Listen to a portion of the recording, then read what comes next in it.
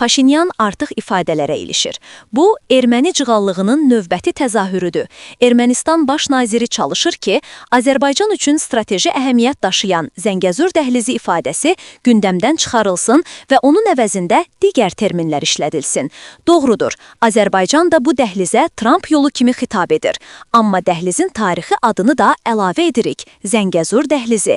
Yeni qoyulan adlar tarixi həqiqətləri və kimliyi dəyişə bilməz və dəyişmir. Səbəbi odur ki, bu yalnız bir yol deyil, Azərbaycanın tarixi və geosiyasi haqqıdır.